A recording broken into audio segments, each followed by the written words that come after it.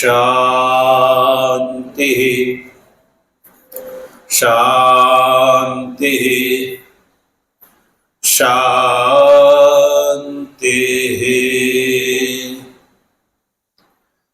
शंकरं शंकराचार्यं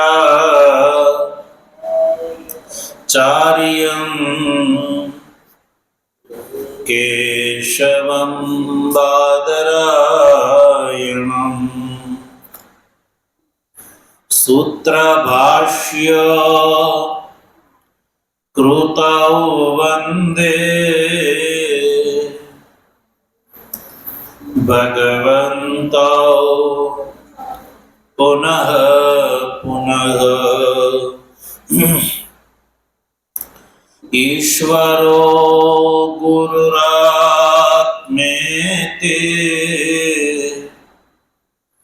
मूर्तिभेद विभागिने व्योमवद्व्याप्त देहाय दक्षिणामूर्तये नमः। ओम शांति शांति शांति। तत्व जिज्ञासु सज्जनों, भगवत कृपा थी सामवेदिया तर्वकार शाखीया केनोपनिषदनो शांकर भाष्य सहित विचार क्रमानुसार सौ प्रथम आपणे शांति पाठ तथा उपनिषदનું नामकरण एवं भाष्य टीकाकार द्वारा समग्र उपनिषदનું जे प्रतिपाद्य जे स्वरूप विषयक जे श्लोक छे ए श्लोकना विचार अनंतर आपणे अवतरण संबंध भाष्यनी चर्चा करी रह्या छीए। संबंध भाष्यमां सौप्रथम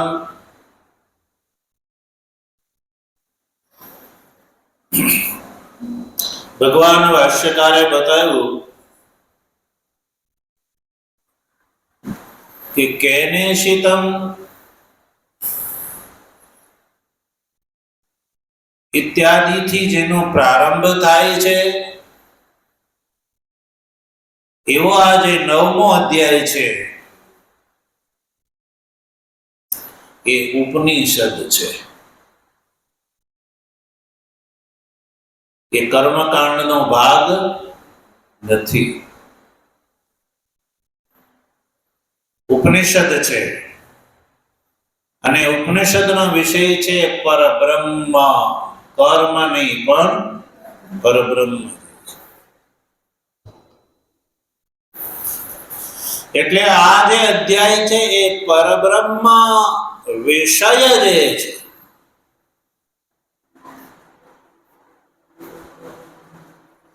एटले एनी अंदर परब्रह्मनुं प्रतिपादन वर्णन करेलो छे।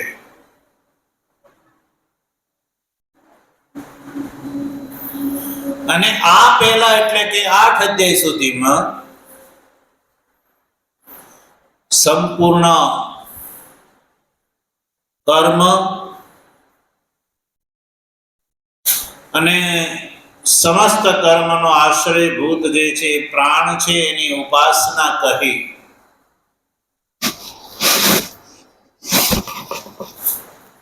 અને ઉપાસના બે પ્રકારની કહેવામાં આવે, એક પ્રાણ વિષયક ઉપાસના અને કર્માંગ સામ વિષયક ઉપાસના।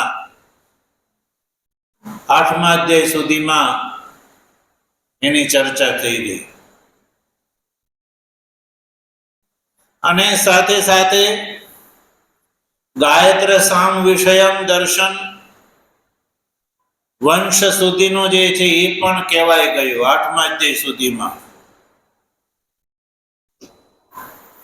9મા અધ્યાયથી ઉપનિષદનો પ્રારંભ થાય છે અને આ અધ્યાયનો વિષય પરબ્રહ્મ છે સજ્જનો.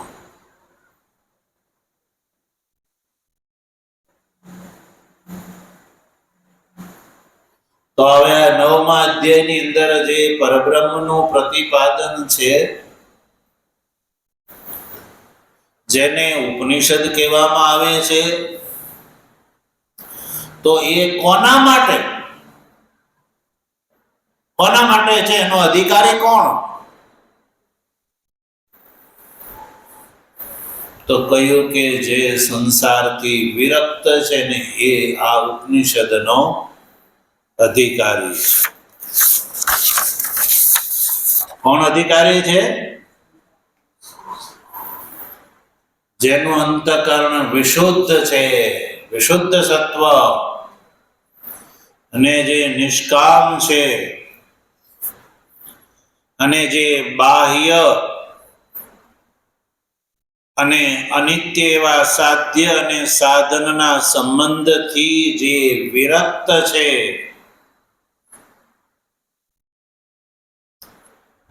એને માટે આ ઉપનિષદ છે કે જેના મનમાં પ્રત્યેગાત્મ વિષયની જિજ્ઞાસા ઉત્પન્ન થઈ છે, એના માટે આ ઉપનિષદ છે, બધાના માટે નથી.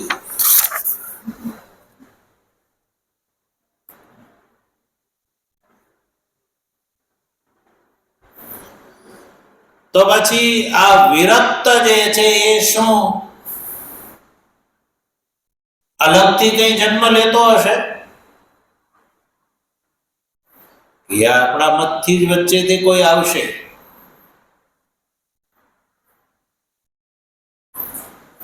તો કહે છે કે એવું નથી, આપણામાંથી જ કોઈ અધિકારી છે. પણ એ કોણ એ યોગ્યતા પ્રાપ્ત કરી શકે છે? તો કહ્યું કે 8મા અધ્યાય સુધીમાં જે કર્મ અને ઉપાસનાનું વર્ણન કરવામાં આવ્યું, એ કર્મ અને ઉપાસના બે પ્રકારથી થઈ શકે છે. કર્મ અને ઉપાસના બે પ્રકારથી થઈ શકે છે. એક સકામ ભાવથી થઈ શકે છે અને નિષ્કામ ભાવથી થઈ શકે છે સજ્જનો. તો આ વેદના આ પૂર્વ ભાગમાં એટલે કે 8મા અધ્યાય સુધીમાં જે કર્મ અને ઉપાસનાનું વર્ણન કરવામાં આવ્યું, એ કર્મ અને ઉપાસનાનો જેણે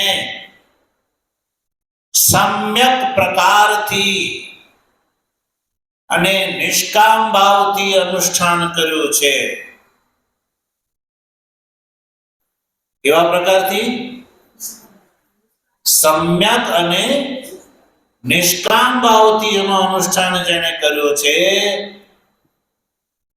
તો સજ્જનો એ મુમુક્ષુ ભાવને પ્રાપ્ત કરે છે. કોને? મુમુક્ષુ ભાવ. કર્મને અને ઉપાસનાને નિષ્કામ ભાવથી કરવાથી અંતઃકરણ શુદ્ધ થાય છે. નિષ્કામ ભાવથી કર્મ અને ઉપાસનાનું ફળ છે ચિત્તની શુદ્ધિ, અને ચિત્તની શુદ્ધિ જેની થઈ છે એ આ સંસારથી વિરક્ત થઈ જાય છે. સંસારથી વિરક્ત થઈ જાય છે. અને આવો જે સંસારથી જે વિરક્ત વ્યક્તિ છે એના મનમાં પ્રત્યેગાત્મ વિષયની જિજ્ઞાસા ઉત્પન્ન થાય છે. કેવી જિજ્ઞાસા? પ્રત્યેગાત્મ એટલે આત્મ તત્વની જિજ્ઞાસા એમ સમજો.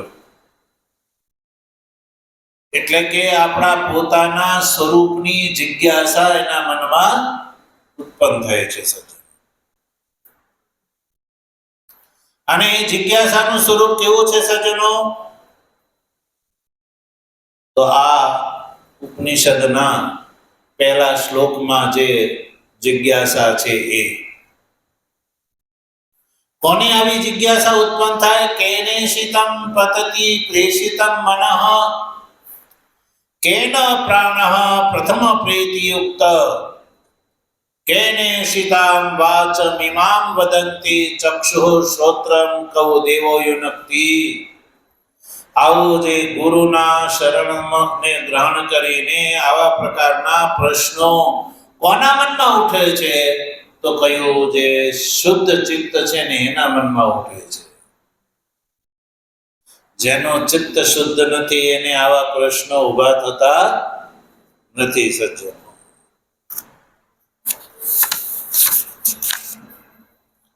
તો આ 8મા અધ્યાય સુધીમાં જે કર્મ અને ઉપાસનાનું વર્ણન કરવામાં આવ્યું સજ્જનો, એ 2 પ્રકારથી એનું અનુષ્ઠાન થાય છે. નિષ્કામ ભાવથી અને સકામ ભાવથી.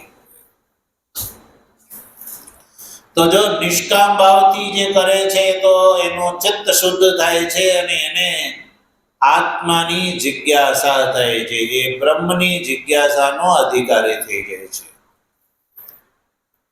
અને પછી જિજ્ઞાસાને દૂર કરવા માટે શ્રોત્રીય બ્રહ્મનિષ્ઠ ગુરુનું શરણ ગ્રહણ કરીને આ જે ઉપનિષદ છે વેદાંતનું અધ્યયન કરે છે. તેની જે જિજ્ઞાસા છે એ જ્ઞાનમાં પરિણમે છે. જિજ્ઞાસા એટલે જાણવાની ઈચ્છા. અને એવો વ્યક્તિ ગુરુનું શરણ ગ્રહણ કરીને ગુરુ સેવા વગેરે કરીને એ આત્મ તત્વનો જે આ ઉપનિષદમાં બતાવવામાં આવ્યું એવો પ્રશ્ન ઉભો થાય અને એ પ્રશ્નનો ઉત્તર દેવા વાળા જે શ્રોત્રીય બ્રહ્મનિષ્ઠ ગુરુથી એને આવો ઉત્તર પ્રાપ્ત થાય અને એને ગુરુ કહે કે તું શ્રોત્રાદિનું અધિષ્ઠાન છો, તું શ્રોત્રાદિ નથી, તું ચક્ષુર વાગાદિથી અગોચર છો, તો સ્વયં પ્રકાશ છો, તો પરબ્રહ્મ છો, તો નિત્ય મુક્ત છો. આવો ઉપદેશ ગુરુ દ્વારા જ્યારે પ્રાપ્ત થાય છે ત્યારે આવો જિજ્ઞાસુ છે એ મુક્ત થઈ જાય છે, જીવતા મુક્ત થઈ જાય છે. પણ આ ક્યારે સંભવે છે આ જિજ્ઞાસા? જ્યારે કર્મ અને ઉપાસના નિષ્કામ ભાવથી કરવામાં આવે તો યાદ રાખજો. તો તમે કહેશો કે સારું ચાલો સકામ ભાવથી કરવામાં આવે તો શું થાય? આજ કર્મની ઉપાસના, બીજી નહીં. એ કર્મની ઉપાસના મોક્ષ માટે અને સંસાર માટે જુદી જુદી છે એવું નથી. એની એ જ કર્મની ઉપાસના જો સકામ ભાવથી કરવામાં આવે સજ્જનો તો એ દક્ષિણ માર્ગની પ્રતિપત્તિનું કારણ બને છે. એટલે કે સંસારનો લાભ પ્રદાન કરવા વાળી થાય છે. જો કર્મ સકામ ભાવથી કરવામાં આવે તો સજ્જનો એ દક્ષિણ માર્ગની પ્રતિપત્તિનું કારણ બને છે અને પુનરાવૃત્તિનું કારણ બને છે. યાદ રાખો, આજ 8મા ઉપનિષદ એટલે આની પહેલા એટલે કે 9મા અધ્યાયની પહેલા વેદ ભાગની અંદર જે યાગાદી કર્મો બતાવ્યા એ યાગાદી કર્મો જો સકામ ભાવથી કરે તો સકામ ભાવથી કર્મ કરવાનું ફળ છે દક્ષિણ માર્ગ દ્વારા સ્વર્ગની પ્રાપ્તિ. કર્મનું ફળ કોનું? કેવળ કર્મનું ફળ. કેવળ કર્મના ફળ સ્વરૂપે આવો વ્યક્તિ જે છે એ દક્ષિણ માર્ગ દ્વારા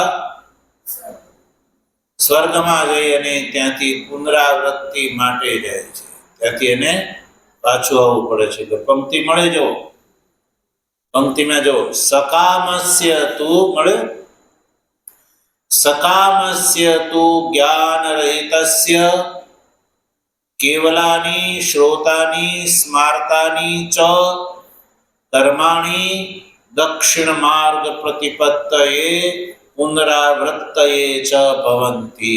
બરાબર? કેટલા મળે? બીજા પાના ઉપર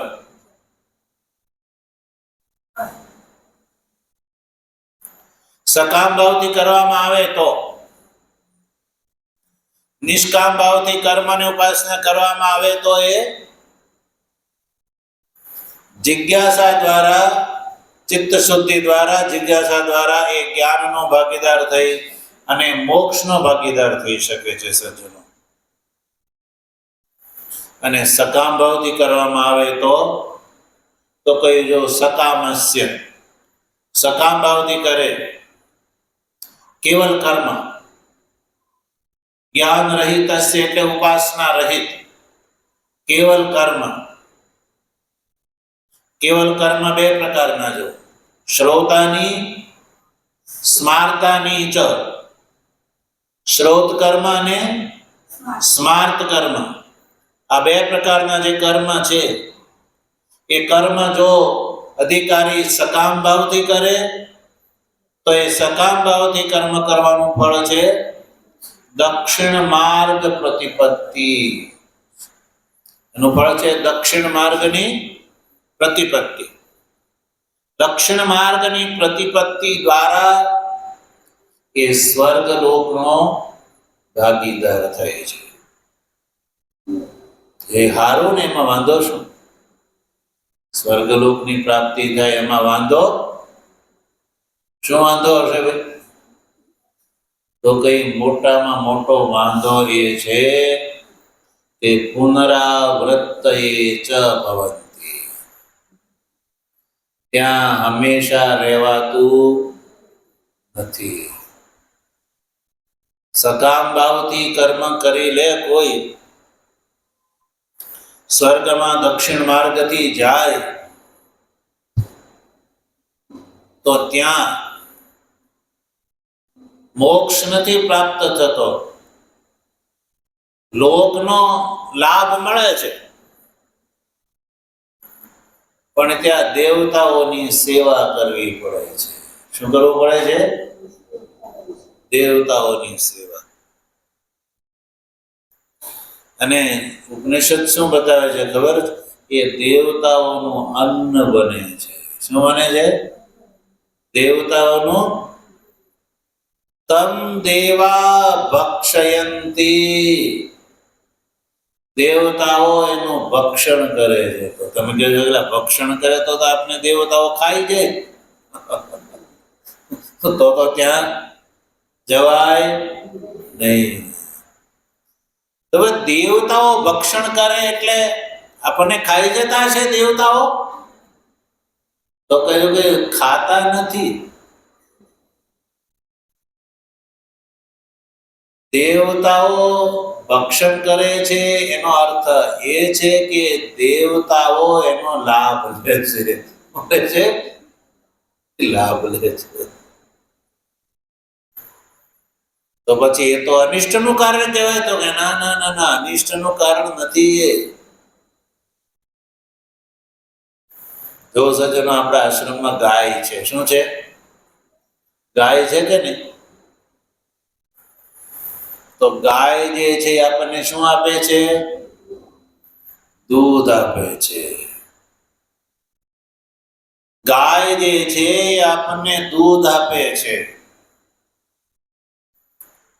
અને એટલે જ આપણે ગાયનું પાલન કરીએ છીએ. ગાયની સેવા પુણ્યકારી છે એટલે આપણે ગાયની સેવા કરીએ છીએ.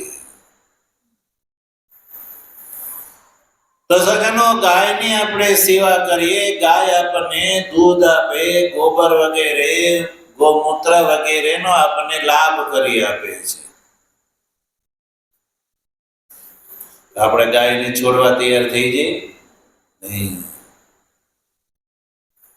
તો ગાય દુગ્ધાદી ગોરસ પ્રદાન કરીને આપણી ઉપર ઉપકાર કરે છે અને આપણે એને નિરણ પ્રદાન કરીને એને આપણે સાચવીએ છીએ. તો પરસ્પર શું થયો?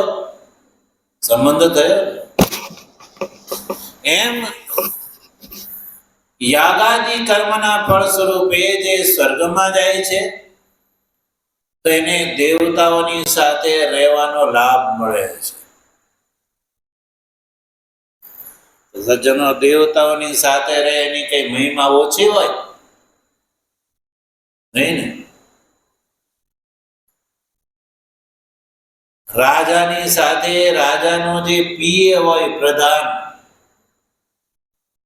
રાજાનો જે પ્રધાન હોય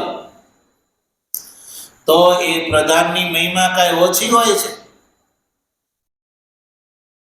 રાજાને મળવું હોય તો પહેલા પ્રધાનની અનુમતિ જોઈએ અને અનુમતિ હોય તો જ પ્રધાન જે છે રાજાને મેળવી આપે છે. એટલે પ્રધાનની મહિમા રાજાથી જરાય ઓછી હોતી નથી થતી. આજકાલ જે મંત્રીઓ હોય છે એ મંત્રીઓ પીએ રાખે છે. તો તમારે મંત્રી પાસેથી કામ મેળવવું હોય તો પહેલા કોને મળવું પડે? પીએ ને મળવું પડે. અને પીએ ને તમે કેટલાય ચાટુકારી કરો ત્યારે પીએ રાજી થાય. શું કરવું પડે? પીએ ની ચાટુકારિતા કરવી પડે. પીએ ની ત્યારે પીએ જે છે થોડો ઘણો પીગળે ત્યારે એમ કે સારું હું સાહેબને મળાવી દઈશ. તો પીએ ની મહિમા ઓછી હોય છે નહીં? પીએ પણ જે છે એ પ્રધાન જેટલો જ લાભ લે છે.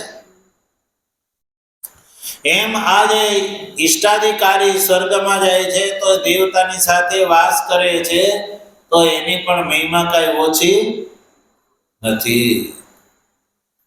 એટલે દેવતાઓ જે છે ભક્ષણ કરે છે એટલે ચણા મમરા વટાણાની જેમ ભક્ષણ નહીં, પણ દેવતાઓનો એ પીએ થાય છે. ઇન્દ્રની એ ખડાવ ઉપાડે છે, આસન ઉપાડે છે. એ રીતે સ્વર્ગલોકનો ભાગીદાર થાય છે સજ્જનો. અને સ્વર્ગમાં ક્યાં સુધી રહે છે? જ્યાં સુધી કર્મનું ફળ ભોગવાય નહીં ને ત્યાં સુધી. કર્મનું ફળ ભોગવાઈ ગયા પછી તો આગળ શું કહ્યું? જો પુનરાવૃત્તયે ચ ભવંતિ. પછી ત્યાંથી પુનરાવૃત્તિ થાય છે એટલે પાછું આવવું પડે છે. તો આ શ્રુતિ વાક્ય શું કહે છે? કે કર્મનું ફળ નિત્ય નથી, કર્મનું ફળ મોક્ષ નથી, પણ લોકાંતર ગમન છે. એટલે કે સંસારનો જ લાભ છે. લોક શેમાં રહેલો છે ભાઈ? લોક સંસારનો જ ભાગ છે ને. તો એ તો સંસારને જ પ્રાપ્ત થાય છે કે સંસારથી બહાર નીકળી શકતો.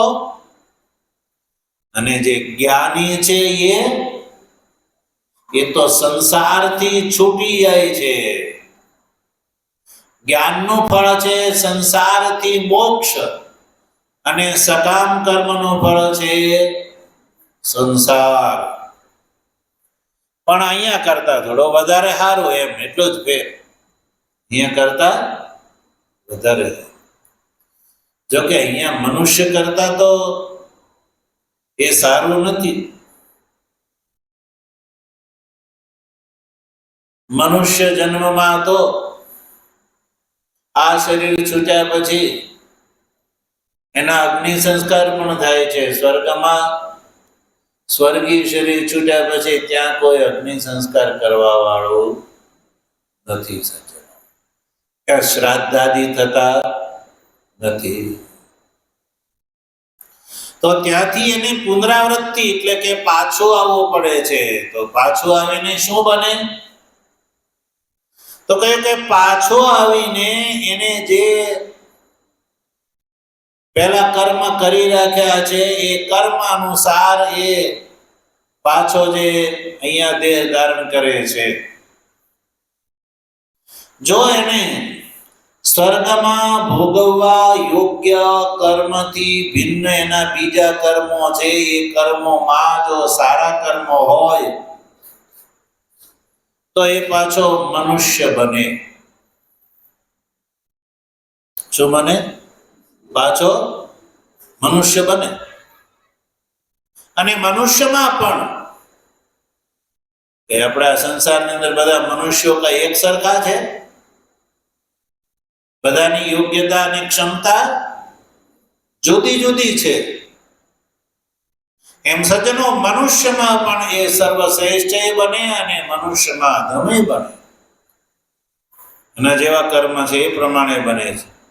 મનુષ્ય બને, પશુ બને, પક્ષી બને, કીટ બને, પતંગ બને, કર્મ અનુસાર બને. કારણ કે સ્વર્ગની અંદર તો કેવલ ઈષ્ટાદિ કર્મનો જ ફળનો ભોગ થાય છે. બીજા બધા કર્મ તો હજી એના સંચિત પડેલા છે, એટલે એ અનુસાર એનો જન્મ થાય છે. તો પછી સારું, ચાલો યાગાદિ ઈષ્ટાદિ સકામ કર્મનું ફળ સ્વર્ગ છે એ વાત કરી ભગવાન ભાષ્યકારે. પણ એ સ્વર્ગમાં જાય છે કઈ રીતે અને ત્યાંથી પાછો આવે છે કઈ રીતે? સજ્જનો એ છાંદોગ્ય ઉપનિષદની અંદર પંચાગ્નિ વિદ્યાની અંદર એનું બહુ વિસ્તારથી વર્ણન છે. અહીંયાથી કેવી રીતે સ્વર્ગમાં જાય છે અને ત્યાંથી કેવી રીતે પાછો આવે છે. સજ્જના જીવનું આ ગમન અને આગમન, ગમન એટલે અહીંયાથી જવું અને આગમન એટલે પાછું આવવું. તો જીવનું આ ઈષ્ટાદિ કર્મના ફળ સ્વરૂપે જે ગમન આગમન છે, એ ગમન અને આગમનનો જે માર્ગ છે ને સજ્જનો, એ માર્ગમાં 5 અગ્નિની કલ્પના કરવામાં આવી છે.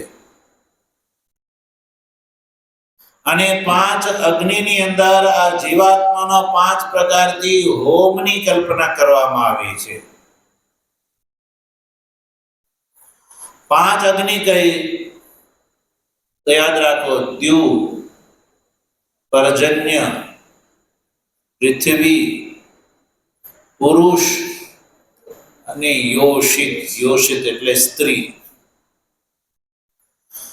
આ 5 એ અગ્નિ છે અને 5 અગ્નિની અંદર આ જે જીવાત્મા છે, ઈષ્ટાધિકારી જે જીવાત્મા છે, એનો શ્રદ્ધા, સોમ, વૃષ્ટિ, અન્ન અને રેતના રૂપમાં હવન થાય છે. શેના રૂપમાં? હવન થાય. શ્રદ્ધા, સોમ, વૃષ્ટિ, અન્ન અને રેતના રૂપમાં હવન થાય છે.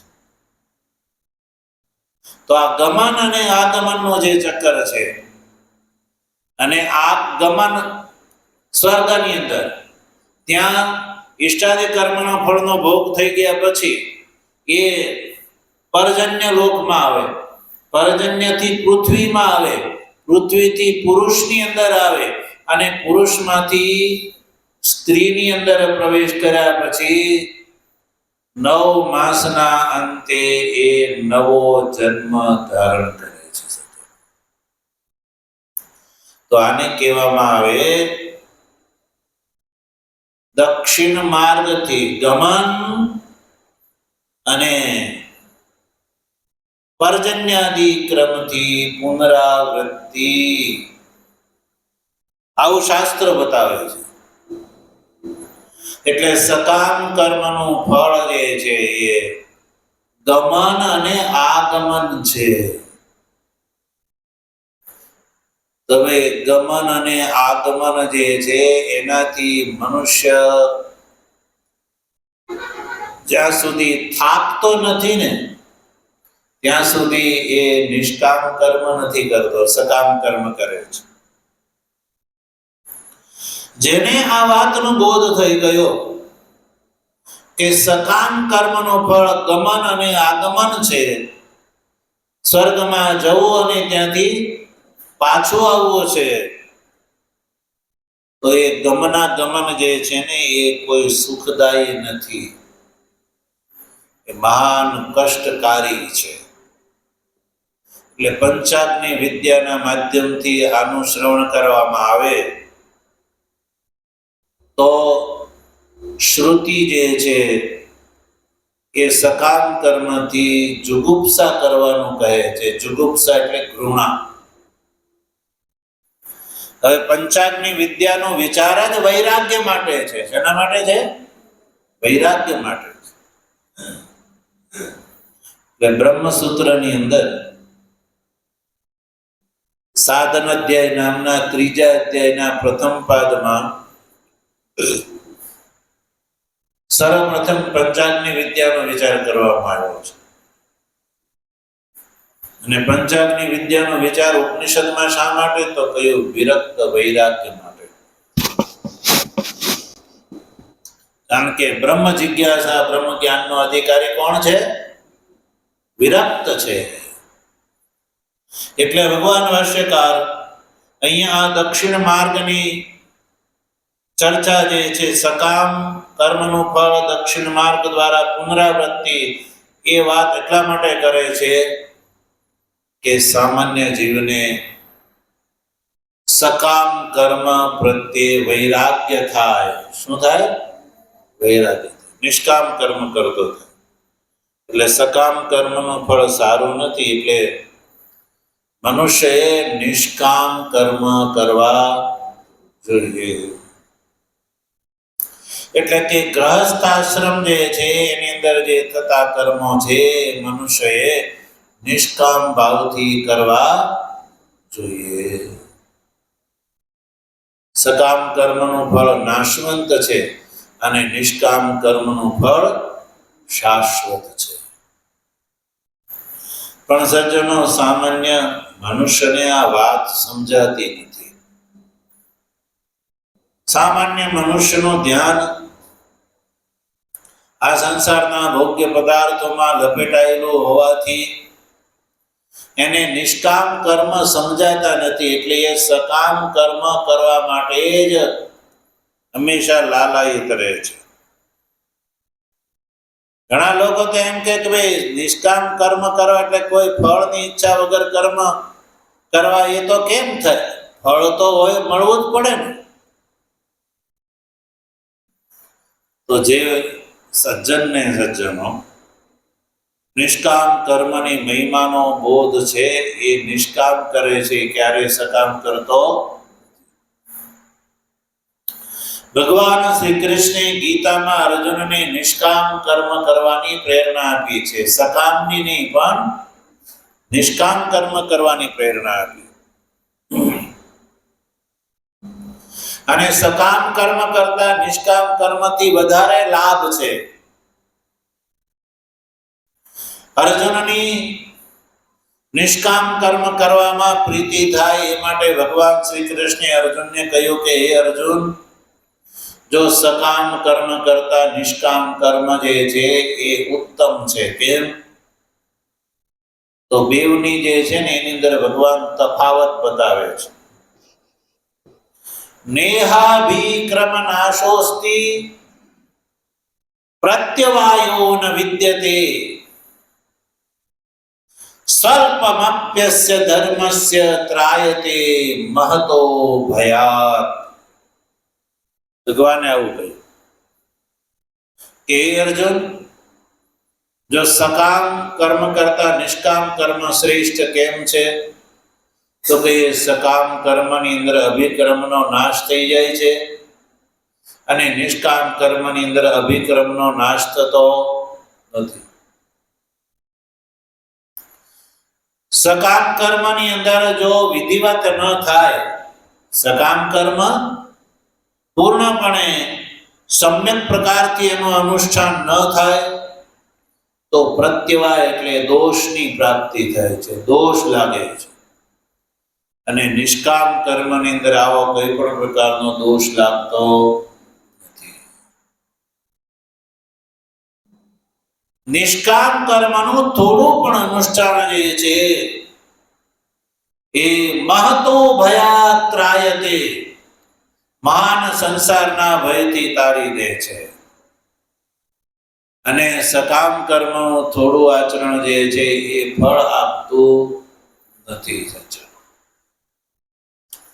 આવું કહીને ભગવાન શ્રી કૃષ્ણે અર્જુનને કહ્યું કે અર્જુન, હવે તું જ નક્કી કર, તારે આ યાગાદિ કર્મ યા યુદ્ધાદિ કર્મ સકામ ભાવથી કરવું છે કે નિષ્કામ ભાવથી.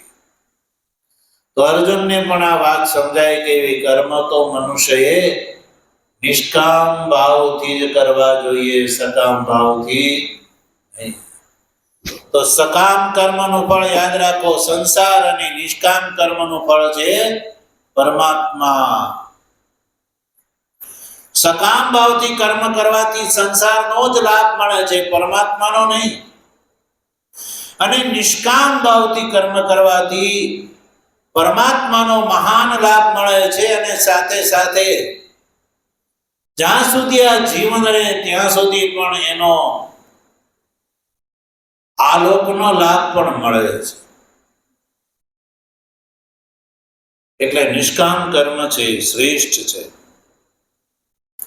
એટલે ભગવાન ભાષ્યકાર અહીંયા એટલે લખ્યો કે સકામસ્ય તો જ્ઞાન રહિતસ્ય કેવલાની શ્રૌતાની સ્માર્તાની ચ કર્માણી દક્ષિણ માર્ગ પ્રતિપત્તયે પુનરાવૃત્તયે ચ ભવન્તિ. જ્ઞાન રહિત કેવલ એટલે ઉપાસના રહિત કેવલ કર્મ છે જેનું સકામ ભાવથી અનુષ્ઠાન કરવામાં આવે, સકામ ભાવથી જે કરે છે, ફળની ઈચ્છા રાખીને, સકામનો અર્થ છે ફળની ઈચ્છા રાખીને કરવામાં આવતા કર્મ જે છે એ જીવને દક્ષિણ માર્ગથી સંસારનો જ લાભ આપે છે અને ત્યાંથી પાછું આવવું પડે છે. તો આ જે સકામ ભાવ, આ જે કર્મો છે ને સજ્જનો, એ બે પ્રકારના બતાવ્યા જો, કેવલાની શ્રોતાની સ્માર્તાની ચ કર્મણ. સકામ ભાવથી કર્મ કરવામાં આવતા જે કર્મો છે એ પ્રકાર એના બે, શ્રૌત અને સ્માર્ત. તો કર્મ બે પ્રકારના, શ્રૌત કર્મ અને સ્માર્ત કર્મ. આ બંને પ્રકારના કર્મો જો સકામ ભાવથી કર્મ કરવામાં આવે તો સંસારનો લાભ અને પુનરાવૃત્તિ, અને આ જ શ્રૌત અને સ્માર્ત કર્મ જો નિષ્કામ ભાવથી કરવામાં આવે તો એ પરમાત્માનો લાભ કરવા વાળા થાય છે. તો હવે તમારા મનમાં એવો પ્રશ્ન ઉભો થાય કે બે આ શ્રૌત અને સ્માર્ત કર્મ કયા હશે? તો જો ધ્યાન રાખો, શ્રૌત કર્મ એટલે શ્રુતિ પ્રતિપાદિત કર્મને શ્રૌત કર્મ કહેવામાં આવે. એટલે કે યાગાદિ કર્મ જે છે એને શ્રૌત કર્મ કહેવામાં આવે છે. ઇષ્ટાદિ કર્મ, અગ્નિહોત્રમ, તપઃ, સત્યમ, વેદાનામ ચાનુપાલનમ, આતિથ્યમ વૈશ્વદેવમ ચ ઇષ્ટમ ઇત્યવિધીયતે. તો સજ્જનો, શ્રુતિ પ્રતિપાદિત જે દર્શ પૂર્ણમાસાદિ જે કર્મો છે એ શ્રૌત કર્મ છે, અને પૂર્ત કોટીના જે કર્મો, પૂર્ત કર્મ એ સ્માર્ત કર્મ કહેવામાં આવે છે. સ્માર્ત કર્મ એટલે કે સ્મૃતિ પ્રતિપાદિત કર્મ. સ્માર્ત એટલે સ્મૃતિ પ્રતિપાદિત. જો આપણે ત્યાં બે પ્રકારના શાસ્ત્રો છે, યાદ રાખો, શ્રુતિ અને સ્મૃતિ. શ્રુતિ એટલે વેદ, અને સ્મૃતિ એટલે મનવાદી, ગીતા, યાજ્ઞવલ્ક્ય, એ બધાનું કહેવાય સ્મૃતિ કહેવામાં આવે. પુરાણો જે છે ને એ શ્રુતિની સ્મૃતિની અંદર આવી જાય. પુરાણ એટલે શ્રુતિ, સ્મૃતિ સૂત્ર અને પુરાણ, શાસ્ત્રના આ ચાર પ્રકાર યાદ રાખો. શાસ્ત્રના ચાર પ્રકાર છે: શ્રુતિ, સ્મૃતિ, સૂત્ર અને પુરાણ. આ સનાતન ધર્મના ચાર પાયા છે. શું છે? પાયા છે. એટલે ચાર પાયા વાળો આ સનાતન ધર્મ એટલે સ્થિર છે. તો શ્રુતિ કર્મ અને સ્મૃતિ કર્મ. સ્મૃતિ કર્મમાં ખાસ કરીને સજ્જનો ઈષ્ટ કર્મ, પૂર્ત કર્મ અને દત્ત કર્મ એનો સમાવેશ થાય છે. સજ્જનો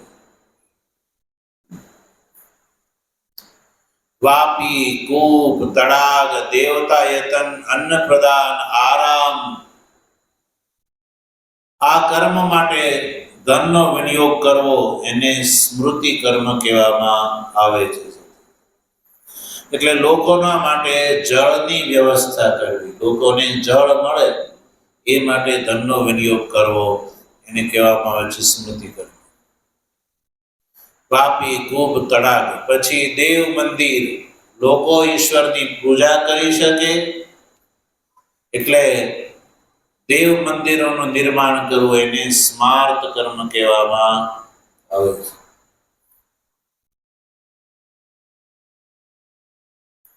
અન્ન પ્રદાન, લોકો તીર્થ ક્ષેત્રમાં જઈને,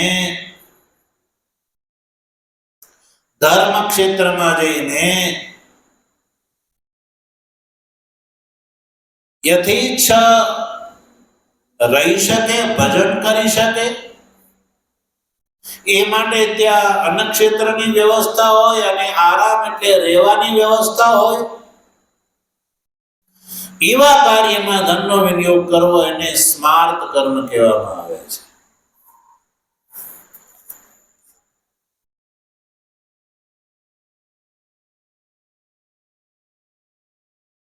આને પૂર્ત કહેવામાં આવે છે. પછી બહિર્વેદી યદ્દાનમ, જે જરૂરિયાતમંદ જે વ્યક્તિ છે એને અન્ન, વસ્ત્ર અને ધન પ્રદાન કરવું એને દત્ત કર્મ કહેવામાં આવે છે. તો આવા સ્માર્ત કર્મ અને યાગાદી શ્રૌત કર્મ, આ બંને પ્રકારના કર્મ કોઈ મનુષ્ય સકામ ભાવથી કરે તો એ દક્ષિણ માર્ગ દ્વારા સ્વર્ગમાં ગમન અને ત્યાંથી પર્જન્યાદિ ક્રમથી પુનરાવૃત્તિનું કારણ બને છે. સજ્જન,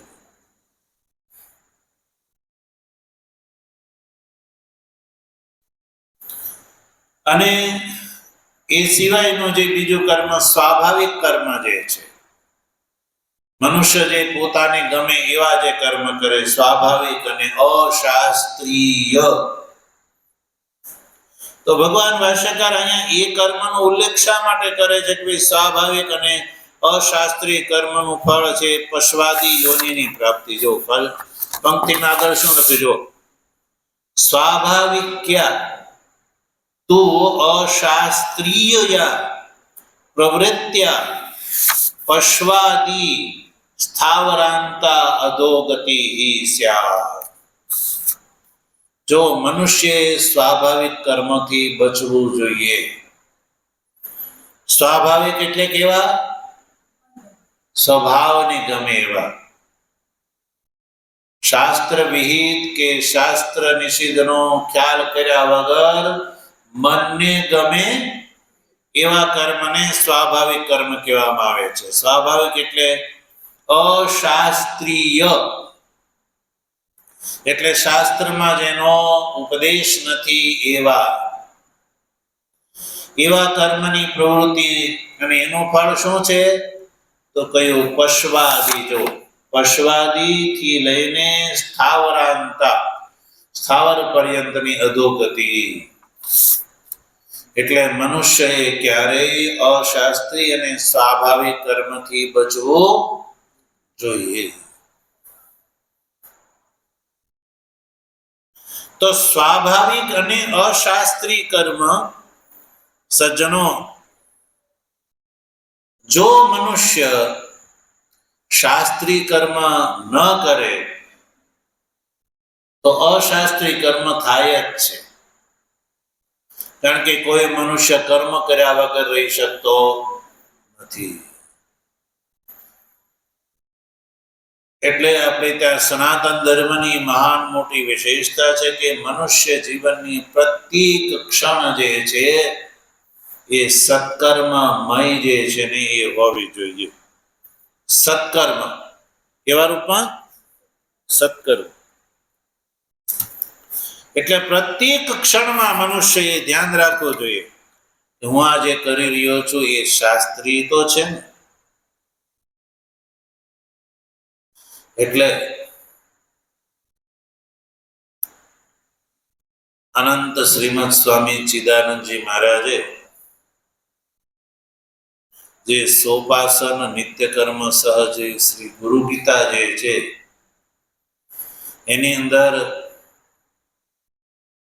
આખા દિવસનો નિત્યક્રમ બતાવી દીધો. સવારે ઉઠતાથી લઈને સાંજે સૂતા સુધીમાં સમગ્ર દિવસ દરમિયાન મનુષ્યએ જે જે કર્મ કરવાના છે એ શાસ્ત્રીય હોવા જોઈએ. એટલે સવારે ઉઠતી વખતે ઉત્થાન વિધિ બતાવી. ઉત્થાન વિધિ એટલે કેવી રીતે ઉઠવું. એવું નહીં કે ભેંસ તરત ઊભી થઈ જાય એવી રીતે નહીં, પણ એ વિધિ છે ઉઠવાની. ઉત્થાન વિધિ, પછી દાંતણ કરવું, પછી સ્નાન કરવું, પછી પૂજા ઉપાસના કરવી, ધંધો કરવો. આ બધા કાર્ય કરતી વખતે એ ધ્યાન હોવું જોઈએ કે આ શાસ્ત્ર વેદ છે કે નહીં. આખા દિવસ દરમિયાનનું કાર્ય, રાત્રે પણ ભોજન છે ને એ પણ જો વિહિત કોટીથી કરવામાં આવે તો ભોજન જે છે એ પણ સત્કર્મ હવન થઈ ગઈ છે. એટલે ભોજન કરતી વખતે પણ બ્રહ્માર્પણ કરીને ભોજન કરવું જોઈએ. તો એ ભોજન છે ને એ ભોજન નથી રહેતું, પણ એ યજ્ઞ થઈ જાય છે. શું થઈ જાય છે? યજ્ઞ થઈ જાય છે. તો એ યજ્ઞનું ફળ પ્રદાન કરવા વાળું થઈ જાય છે. નહીં તો કેવલ પેટ પૂજા થઈ કહેવાય. જો એ ભાવના નહીં હોય તો શું કહેવાય? એ પેટ પૂજા થઈ કહેવાય. એવા વ્યક્તિને ઉદરંભર કહેવામાં આવે. શું કહેવાય? ઉદરંભર. ઉદરંભર એટલે ખબર પડી? ઉદરની પૂર્તિ કરવી એ જ જેનું એકમાત્ર કાર્ય છે એને ઉદરંભર કહેવામાં આવે છે. સજ્જનો, પશુ જે છે ને એ ખાય છે ને તો ખાઈને મનુષ્યને દૂધ આપે છે. શું આપે છે? દૂધ આપે છે. અને આવા ઉદરંભર મનુષ્ય જે છે ને એ તો પૃથ્વી ઉપર ભાર રૂપ છે. પશુ તો ઉપકારી છે, એ તો બીજાને દૂધ આપી દે છે, ગોબર આપે છે. આવા ઉદરંભર મનુષ્ય જે છે એનો તો પૃથ્વીવાસીઓને કે આ પૃથ્વીને કોઈ લાભ નથી થતો. એ પૃથ્વી ઉપર ભાર રૂપ છે. ભર્તૃહરિ રાજા કહે છે, ભૂમિ ભાર ભૂતા મનુષ્ય રૂપેણ મૃગાશ્ચરંતી. આવા જેવો જે છે પૃથ્વી ઉપર ભાર રૂપ છે અને મનુષ્યના રૂપમાં એ પશુ છે. એટલે સજ્જનો, જીવનની પ્રત્યેક ક્ષણ જે છે એ વિહિત કોટીની હોવી જોઈએ. તો સજ્જનો, એની જોડીમાં ક્યારેય નિષિદ્ધ કર્મ નહીં, પણ બધા વિહિત કર્મ જે છે એનું વજન વધી જશે. વિહિત કર્મનું વજન વધી જશે, નિષિદ્ધ કર્મની જોડી ખાલી રહેશે. એટલે ઈશાવાસ્ય ઉપનિષદનો બીજો મંત્ર એવું કહે છે, પૂર્વન્યેવે કર્માણિ જીજીવિષેત શતગુણ સમાહા એવં ત્વયિ નાન્યથેતોસ્તિ ન કર્મ લિપ્યતે નરે. મનુષ્ય સતત જીવનની દિવસની દરેક ક્રિયા જે છે એ કરતી વખતે ધ્યાન રાખવું જોઈએ કે આ શાસ્ત્ર કોટીની છે કે નહીં. તો મનુષ્ય જે છે એ કર્મ દ્વારા પણ ઉર્ધ્વગમનનો અધિકારી થાય છે. એટલે સ્વાભાવિક કર્મથી બચવા માટે ભગવાન ભાષ્યકાર કહે છે કે સ્વાભાવિક્યા તો અશાસ્ત્રીયા પ્રવૃત્યા પશ્વાદી સ્થાવરાંત અધોગતિ સ્યાત. અને એમાં પ્રમાણ બતાવ્યું અથ એતયોઃ જો પથોઃ ન કતરેણ ચ ન તાની ઈમાની ક્ષુદ્રાણી અસકૃત આવર્તિની ભૂતાની ભવંતી. અર્થાત જેને સારા કર્મ નથી કર્યા અને સારી ઉપાસના નથી કરી તો એવા જીવો જે છે સ્વાભાવિક કર્મના ફળ સ્વરૂપે ક્ષુદ્ર જંતુ બને છે. કેવા? ક્ષુદ્ર જંતુ બને છે. અને અસકૃત આવર્તની વારંવાર જે છે એ જન્મ અને મૃત્યુ જે છે એનું કારણ બને છે. આ વાત અન્ય શ્રુતિ પણ કહે છે જાયસ્વ મૃસ્વ ઇતિ એતત તૃતીયમ સ્થાનમ. શ્રુતિ આવા મનુષ્યો જે સ્વાભાવિક મનને ગમે એવું જીવન જીવે છે એને માટે શ્રુતિ કહે છે કે એની એક જ ગતિ છે જન્મ અને મૃત્યુ એ ત્રીજું સ્થાન છે. એક અન્ય શ્રુતિ પણ આ વાત કહે છે પ્રજાહ તિસ્રો અત્યાયમીયુઃ ઇતિ ચ મંત્ર વર્ણાત. પ્રજાહ તિસ્રો અત્યાયમીયુઃ.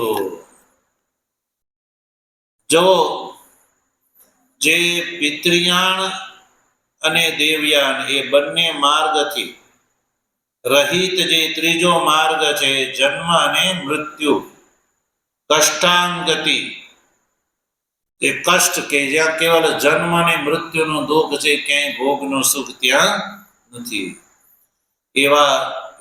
એવા જન્મને પ્રાપ્ત આવા જીવો કરે છે. પ્રજા તિસ્ર એટલે 3 પ્રકાર: સ્વેદજ, આંડજ અને ઉદ્ભીજ લક્ષણ. સ્વેદજ કોટીથી જન્મ, આંડજ કોટીથી જન્મ અને ઉદ્ભીજ કોટીથી જન્મ. સ્વેદજ એટલે દંશ, મશક, કાણ વગેરે, અને આંડજ એટલે પક્ષી, પશુ પક્ષી, અને ઉદ્ભીજ એટલે વૃક્ષ, લતા, ગુલ્મ વગેરે આવા જન્મ આવા જીવો ધારણ કરે છે. એટલે ભગવાન ભાષ્યકાર મનુષ્યની પ્રવૃત્તિ પરમાત્મામય બને એટલા માટે કર્મના ફળનો અહીંયા ઉલ્લેખ કરે છે, જેથી કરીને આ જે વેદોક્ત કર્મની ઉપાસના જે છે એ નિષ્કામ ભાવથી કરવી જોઈએ, એવી દ્રઢ નિષ્ઠા મનુષ્યની બને. તો હવે જેની નિષ્કામ ભાવથી દ્રઢ નિષ્ઠા બની અને જેને આ કર્મની ઉપાસના નિષ્કામ ભાવથી કરી તો એવો વ્યક્તિ જે છે એનું અંતઃકરણ વિશુદ્ધ સત્વ થઈ જાય છે. એટલે વિશુદ્ધ સત્વસ્ય તુ નિષ્કામસ્ય એવ બાહ્યાદ અનિત્યાદ સાધ્ય સાધન સંબંધાત એકૃતાદ પૂર્વકૃતાદ વા સંસ્કાર વિશેષ ઉદ્ભવાદ વિરક્તસ્ય પ્રત્યેગાત્મ વિષયા જિજ્ઞાસા પ્રવર્તતે. વિશુદ્ધ સત્વ જેનું છે, નિષ્કામ ભાવથી જેને કર્મ કર્યા છે, તો એના મનમાં પ્રત્યેગાત્મ વિષયની જિજ્ઞાસા ઉત્પન્ન થાય છે સર્જન. અને સંપૂર્ણ બાહ્ય અને અનિત્ય એવા સાધ્ય અને સાધનથી પ્રાપ્ત થતો જે સંસાર છે એ સંસારથી વિરક્ત. ક્યારે વિરક્ત થાય છે? જેને નિષ્કામ કર્મ કર્યા હોય તો. હવે નિષ્કામ કર્મ ઇહકૃતાત એટલે આ જન્મમાં કરેલા હોય અથવા પૂર્વકૃતાત યા પૂર્વ જન્મમાં કરેલા હોય. જો પૂર્વ જન્મમાં એને નિષ્કામ કર્મનું અનુષ્ઠાન કર્યું હોય તો એ બ્રહ્મચર્ય અવસ્થાથી જ એ મુમુક્ષુ થઈ જાય છે. અને આ જન્મમાં કર્યા હોય તો ગ્રહસ્થાશ્રમ અને વાનપ્રસ્થ આશ્રમનું અનુષ્ઠાન કર્યા પછી એ નિષ્કામ કર્મના ફળ સ્વરૂપે પ્રત્યેગાત્મ વિષયની જિજ્ઞાસા એના મનમાં ઉત્પન્ન થાય છે. અને એ જિજ્ઞાસાનું ફળ છે કે તદ એતદ વસ્તુ પ્રશ્ન પ્રતિવચન લક્ષણયા શ્રુત્યા પ્રદર્શયતે કેનેશિતમ ઇત્યાદિના.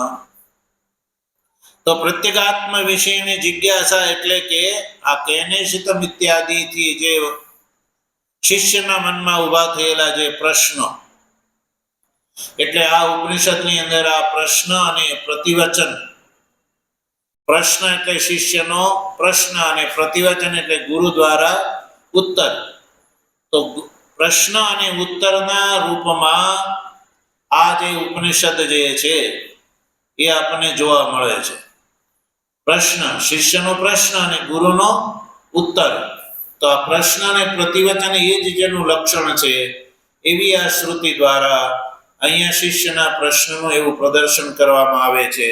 તો આવો પ્રકારનો પ્રશ્ન એ શિષ્યના મનમાં ત્યારે જ ઉઠે જેણે આ જન્મમાં યા પૂર્વ જન્મની અંદર નિષ્કામ ભાવથી કર્મો કર્યા હોય, નિષ્કામ ભાવથી કર્મના ફળ સ્વરૂપે જેનું ચિત્ત શુદ્ધ થઈ ગયું હોય, ચિત્ત શુદ્ધિના ફળ સ્વરૂપે આલોક અને પરલોક સર્વથી ઇહલોક અને પરલોકના તે વિરક્ત થયેલ જે છે જિજ્ઞાસુ, એના મનમાં આવી જિજ્ઞાસા થાય છે.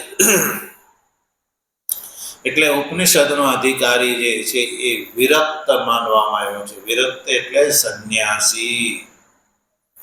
હવે આ વાત જે છે કેવલ આ ઉપનિષદમાં જ કહેવામાં આવી નથી, અન્ય ઉપનિષદોની અંદર પણ આ જ પ્રક્રિયા છે.